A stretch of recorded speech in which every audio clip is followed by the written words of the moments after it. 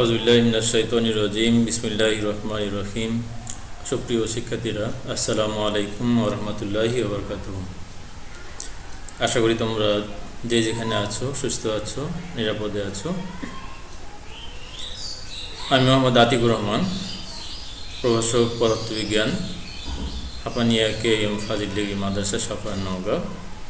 আজকে তোমাদের অনলাইন ক্লাসে স্বাগত জানাচ্ছি। সুপ্রিয় শিক্ষার্থীরা, আমরা বিগত ক্লাসে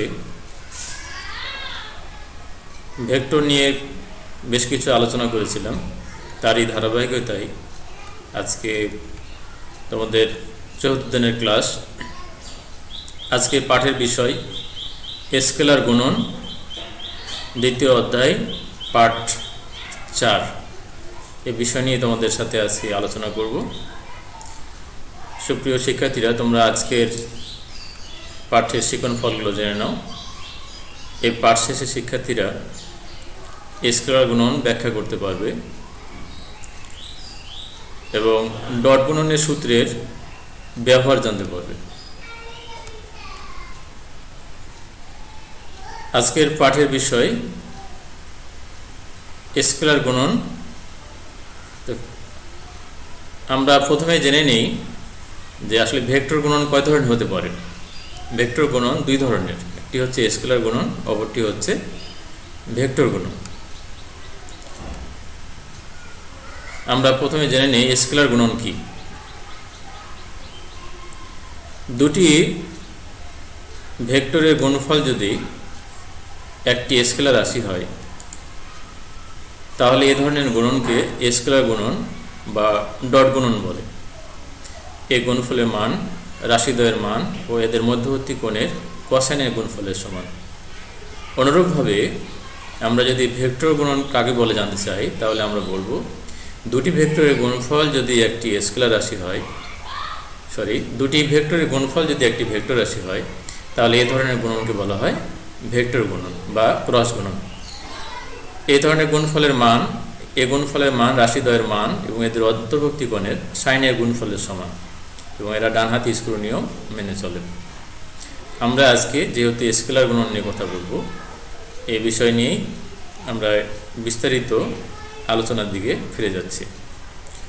সুপ্রিয় শিক্ষার্থীরা, তোমরা লক্ষ্য করো,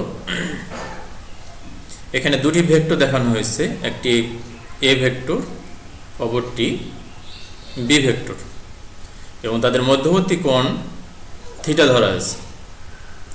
এখানে লিখে দেওয়া হয়েছে, তোমরা তোমাদের পাঠের সুবিধার্থে এগুলো নোট করে নিতে পারো। মনে করি এ ও বি দুটি ভেক্টর, এদের মধ্যবর্তী কোণ থিটা। স্কেলার গুণনের সংজ্ঞানুসারে আমরা পাই এ ডট বি সমান এ বি কস থিটা। সংজ্ঞায় আমরা বলেছি দুটি ভেক্টরের গুণফল যদি একটি স্কেলার রাশি হয়, তাহলে এই ধরনের গুণনকে বলা হয় স্কেলার গুণন বা ডট গুণন। এখানে পড়া হয় এভাবে, A vector dot B vector. এখানে ডট পড়া হবে, স্কেলার গুণন যখন আমরা পড়ব তখন এখানে ডট যে চিহ্ন ব্যবহার করা হয়েছে, এভাবে আমরা উচ্চারণ করব এ ডট বি ভেক্টর সমান এ বি কস থিটা। এখানে দেখো এর ওপর ভেক্টর চিহ্ন দেওয়া হয়েছে, কিন্তু ডান দিকে যখন আমরা লিখেছি এ, তখন তার উপর আর ভেক্টর চিহ্ন ব্যবহার করি নাই। অর্থাৎ এ ভেক্টরের মান হচ্ছে এখানে এ, আর বি ভেক্টরের মান ধরা হয়েছে এখানে বি, এবং তাদের অন্তর্ভুক্তি কোসাইনের গুণফলের সমান, অর্থাৎ কস থিটা লেখা হয়েছে। অর্থাৎ তাদের মধ্যবর্তী কোণ থিটা কস থিটার বা কোসাইনের গুণফলের সমান, অর্থাৎ এ ডট বি সমান এ বি কস থিটা। এখানে আরেকটি জিনিস আমি ডানে নোট করে দিয়েছি, এই থিটার মানটি হবে 0 ডিগ্রি থেকে 180 ডিগ্রির মধ্যে। এরপরে আসা যাক, এটিকে আরেকটু অন্য ব্যাখ্যা করা যায় কিনা। এখানে লেখা হয়েছে এ ডট বি ভেক্টর সমান এ বি কস থিটা। আমরা যদি এখানে এ গণিত বি কস থিটা লিখি, তা আমাদের মানটি একই দাঁড়ায়। এক্ষেত্রে কি বোঝা যাচ্ছে? এ বলতে বোঝা যাচ্ছে এ ভেক্টরের মান, বি কস থিটা বলতে এ এর দিকে বি এর অনুভূমিক অংশ। আজকে আমি এটা এই জন্য ব্যাখ্যা করে নিচ্ছি, এ কেন্দ্রিক তোমাদের কিছু গাণিতিক সমস্যার সমাধান করতে হবে। তো সেই জন্য এই জিনিসটি তোমাদের এখানে লিখে দেওয়া হয়েছে যে প্রশ্ন আসে এইভাবে যে এ ভেক্টরের মান দেওয়া থাকে, বি ভেক্টরের মান দেওয়া থাকে, দিয়ে বলা হয় যে এ ভেক্টরের দিকে বি এর অনুভূমিক অংশ বের করো। সেই ক্ষেত্রে আমরা এই যে লিখলাম এখানে বি কস থিটা পরিবর্তে আমরা লিখেছি এ এর দিকে বি এর অনুভূমিক অংশ, অর্থাৎ বি কস থিটার আমরা মান বের করব। অর্থাৎ বি কস থিটার সমান আমরা লিখে দেব এ ডট বি ভেক্টর ভাগ এ।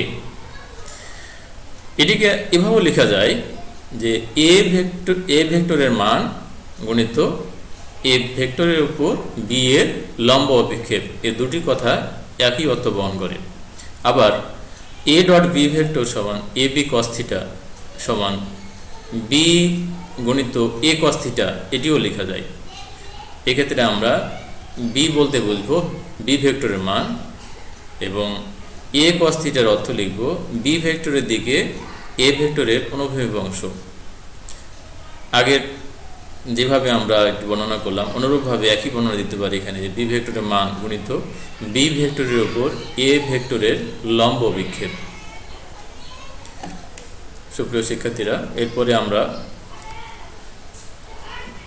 স্কেলার গুণনের আরও একটি ব্যাখ্যা তোমাদের সামনে উপস্থাপন করছি। সেটি হলো যে আমরা পি ডট কিউ ভেক্টর সমান লিখেছিলাম পি কিউ কস থিটা বা কস আলফা লেখা যায়। এখানে থিটা বা আলফার মানটি 0 থেকে 180 ডিগ্রি ভাবে লেখা যায়।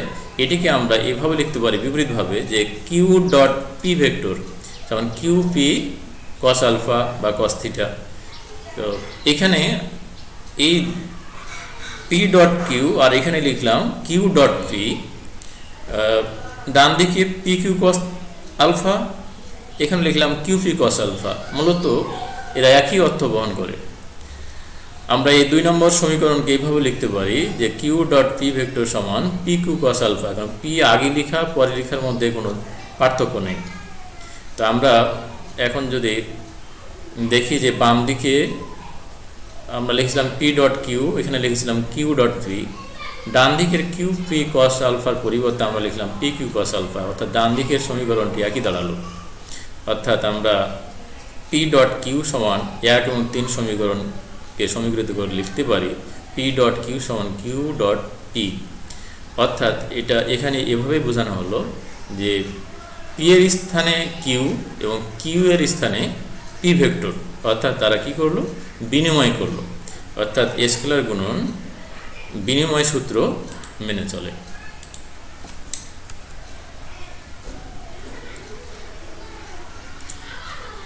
আমরা এখানে আরেকটু বিষয় তোমাদেরকে অবহিত করব যে এক্স অক্ষ, ওয়াই অক্ষ এবং জেড অক্ষ পরস্পর 3টি অক্ষ, এটাকে আমরা বলি ত্রিমাত্রিক স্থানাঙ্ক ব্যবস্থায়।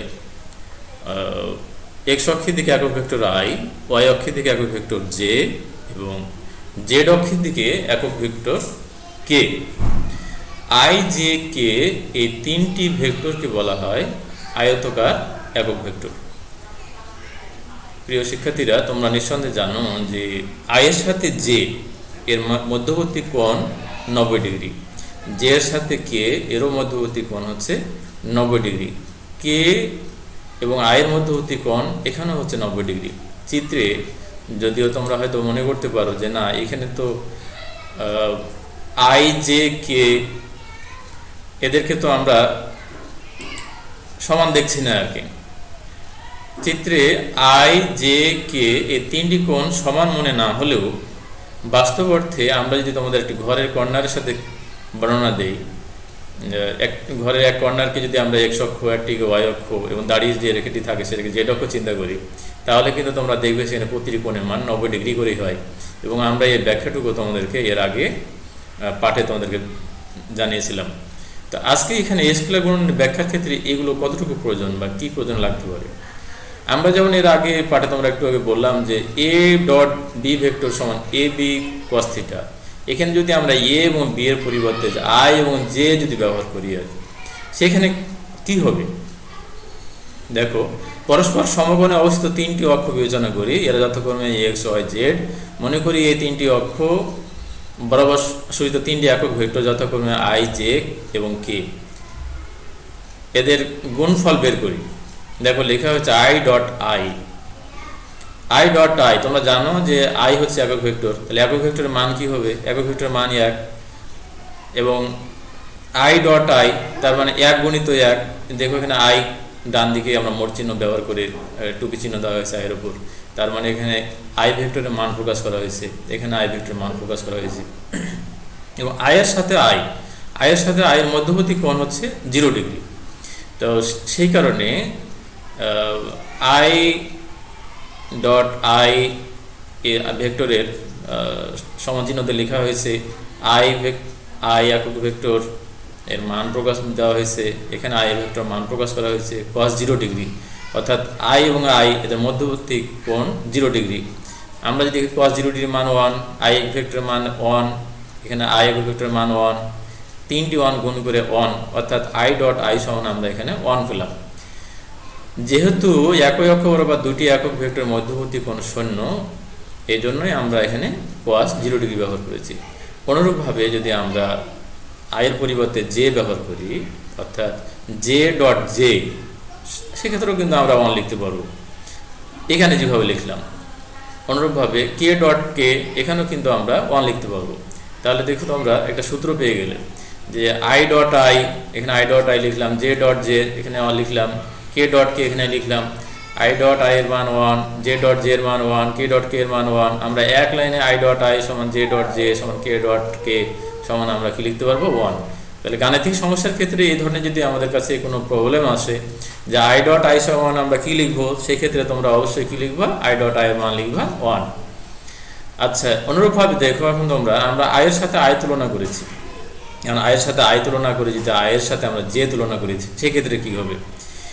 আই ডট জে আমরা আগের মতো করে লিখবো, আয়ের পরিবর্তে দেখো আমরা 1, জের পরিবর্তে 1, মানে জের মান লেখা হয়েছে 1।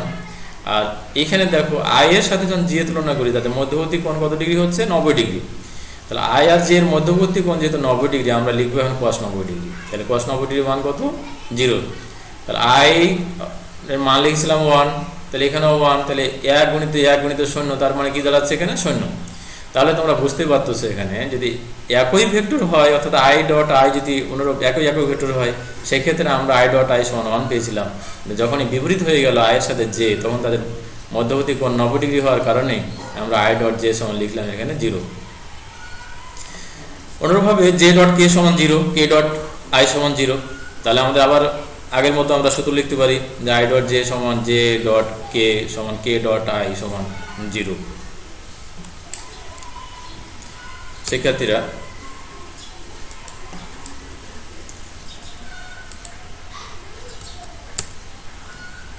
আমরা স্কেলার গুণনের আরো কিছু ব্যাখ্যা দেখছি।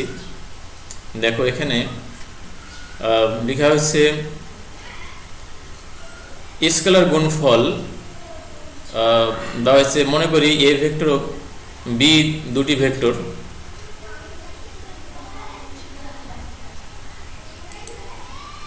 এরা যথাক্রমে এর মান ধরা হয়েছে a x i, a y j plus A z k, এবং বি ভেক্টরের মান ধরা হয়েছে b x i plus B y j plus B z k. এদের স্কেলার গুণফল কি হবে, অর্থাৎ এ ডট বি এর রেজাল্ট আমরা কি পাবো? তা আমরা এর স্থানে এ এর মানটুকু বসে নিলাম এবং বি ভেক্টরের মান বি এর স্থানে বসিয়ে দিলাম। এখন আমরা একেবারে সাধারণ একটি গুণ করব, অর্থাৎ এখানে 3টি যে রাশি আছে, এই 3টি দিয়ে এই 3টিকে আমরা পৃথক পৃথকভাবে গুণ করব। অর্থাৎ এ এক্স বি এক্স, এখানে ছিল আই, এখানে ছিল আই, তাহলে a x b x i dot i, a y a x b y i dot j, a x b z মানে আই ডট কে। এবার আমরা এই এ ওয়াই দিয়ে গুণ করবো, এ ওয়াই দিয়ে এ ওয়াই বি এক্স, তাহলে এ ওয়াই এর সাথে ছিল জে, বি এক্স এর সাথে আই, এজন্য জে ডট আই। এরপরে হলো এ ওয়াই বি ওয়াই, তাহলে এ ওয়াই এর সাথে জে, বি ওয়াই এর সাথে জে, তাহলে জে ডট জে প্লাস এ ওয়াই বি জেড, তাহলে জে ডট কে। এবার এ জেড কে দিয়ে আবার 3টিকে গুণ দিব আমরা, a z b x on k dot i plus A z b y k dot j plus A z b z into k dot k. আমরা এর আগের সূত্রটি যেভাবে আমরা শিখলাম যে আই ডট আই একই রকম যদি আমাদের একক ভেক্টর হয় সেক্ষেত্রে আই ডট আই এর মান হয় 1। এটা 1 দিয়ে এটাকে গুণ করলে দাঁড়ায় a x b x. I dot j এখানে বিপরীত ভেক্টর হয়ে গেল, আই ডট জে পরস্পর 90 ডিগ্রি কোণ, এই জন্য আমরা সেখানের মান পেয়েছিলাম আই ডট জে এর মান 0। তাহলে 0 দিয়ে যখন এ এক্স বি ওয়াইকে গুণ করবো তখন সেক্ষেত্রে 0। দেখো বন্ধুরা এগুলো সবগুলোই বিপরীত। তাহলে আই ডট কে এখানেও 0, a y b x j dot i এখানেও 0। এরপরে আমরা এখানে জে ডট জে যখন পেলাম এটা মান হচ্ছে 1 দিয়ে যখন এই দুটো গুণ দিব এ ওয়াই বি ওয়াই, বাকি রাশিগুলো বিপরীত রাশি হওয়ার কারণে সবগুলো 0। সর্বশেষ রাশিটি আমরা দেখতে পাচ্ছি এ জেড বি জেড তার ইন্টু কে ডট কে হলে 1 হয়, সেই জন্য আমরা 1-এর সাথে এ জেড বি জেড গুণ করে এ জেড বি জেড লিখলাম। এখন শূন্যগুলোকে বাদ দিয়ে আমরা যদি সমীকরণটিকে লিখি তাহলে দাঁড়াবে a x b x plus A y b y plus A z b z. এখানে খুব ভালোভাবে যদি তোমরা খেয়াল করে দেখবা যে আমরা এমনভাবে যেন গুণ করলাম এ এক্সের সাথে বি এক্স, এ ওয়াইয়ের সাথে বি ওয়াই, এ জেডের সাথে বি জেড, এবং আয়ের সাথে আই বিদায়, জে এর সাথে জে বিদায়, কে এর সাথে কে বিদায়। তার মানে আমাদের কাছে সমীকরণটি গুণ করা একটু কষ্টকর হলেও এখানে তার যে ফলাফল রেজাল্টই দাঁড়ালো সেই রেজাল্টের ভিত্তিতে আমরা দেখতে পারি যে না একেবারে সহজ। এ এক্সের সাথে বি এক্স গুণ করে এ এক্স বি এক্স, এ ওয়াইয়ের সাথে বি ওয়াই গুণ করলে এ ওয়াই বি ওয়াই, এ জেডের সাথে বি জেড গুণ করলে এ জেড বি জেড। আচ্ছা, আমরা এরপরে পরবর্তী আলোচনায় আসি। খেয়াল করো তোমরা, এখানে একটি গুণ দেখানো হয়েছে এ ডট বি ভেক্টর। আগে যে মানগুলো ছিল এ ভেক্টরের মান a x i plus A y j plus A z k, আবার এ ভেক্টরের মান একই। এক্ষেত্রে এ ডট এ ভেক্টর গুণ করে যদি আমরা এ স্কোয়ার লিখি তাহলে এখানে এই গুণগুলো কি অনুরূপভাবে যদি আমরা আগের মতো গুণ করি তাহলে এইটার সাথে এইটা, মাঝেরটার সাথে মাঝেরটা, শেষেরটার সাথে শেষেরটা, তাহলে এ স্কোয়ার সমান লিখতে পারবো এ এক্স আবার a x plus A y a z b z একই জিনিস। তার মানে আমরা দুইটার সংখ্যা একই রকম হলে তার উপর স্কোয়ার দিতে পারি, এ এক্সের উপর স্কোয়ার, এ ওয়াইয়ের উপর স্কোয়ার, এ জেডের উপর স্কোয়ার। তাহলে এই স্কোয়ারের যে ব্যাপারটি, এটি যদি স্কোয়ারকে আমরা ডান দিকে পার করে দেই তাহলে স্কোয়ার ডান দিকে যখন পার হবে তখন কী হবে, রুট হয়ে যাবে। তাহলে এ ডট এ মানে দুইবার গুণ করলে আমরা এ ভেক্টরের মান পাচ্ছি root over A X square plus A Y square plus A Z square. অনুরূপভাবে বি এর মানকেও আমরা এইভাবে লিখতে পারি যে বি সমান root over B X square plus B Y square plus B Z square. এগুলোর ক্ষেত্রে আমাদের কাছে যে বিষয়টি স্পষ্ট সেটি হলো অঙ্ক করার সময়ে আমাদের এ ভেক্টরের মান দেওয়া থাকবে, বি ভেক্টরের মান দেওয়া থাকবে। কোনো কোনো ক্ষেত্রে যখন এ মান এ ভেক্টরের মান বের করতে বলা হবে তখন আমরা এইভাবে রাশিগুলোর উপর বর্গ করে সে মানগুলো নির্ণয় করতে পারবো। পুনরায় এ ও বি ভেক্টরের মধ্যবর্তী কোণ থিটা বা আলফা হলে আমরা লিখতে পারবো এ ডট বি সমান এ বি কস থিটা বা কস আলফা। এক্ষেত্রে কস আলফা সমান আমরা লিখতে পারবো এ ডট বি ভাগ হলো এ বি। অঙ্ক করার সময় আমাদেরকে মধ্যবর্তী কোণ নির্ণয় করতে বলা হয়ে থাকে, আলফা বা থিটা যাই দেওয়া থাক। আমরা এতে মানটা যখন বের করবো সেই ক্ষেত্রে আমরা এই সূত্রগুলো ব্যবহার করবো, অর্থাৎ এ ভেক্টরের মান বি ভেক্টরের মান বসিয়ে ডট গুণ করবো, আর নিচে এ ভেক্টর আর বি ভেক্টর এর মান ব্যবহার করা হয়েছে এ বি, অর্থাৎ এ আর বি এর মান আমরা এখানে যেভাবে বের করলাম এইভাবে আমরা মান বের করব।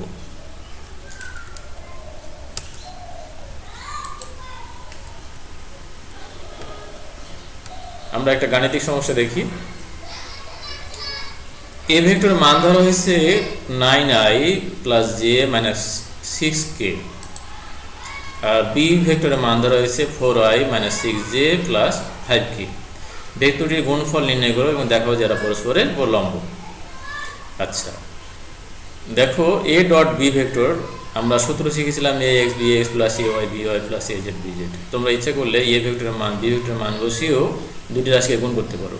তাহলে আমরা এই যে 9-এর সাথে 4 গুণ করে দেখানো হয়েছে, 1-এর সাথে 1-এর এখানে আর জে এর সাথে কিছু নাই মানে 1 আছে, জে এর সাথে এখানে -6 আছে এই জন্য 1-এর সাথে -6 গুণ করা হয়েছে, প্লাস শেষেরটা -6 প্লাস 5 বসানো হলো। এগুলো গুণ করে 4 9 36, 6 কে 6, এখানে 5 6 30 মাইনাসগুলো সামনে আসছে।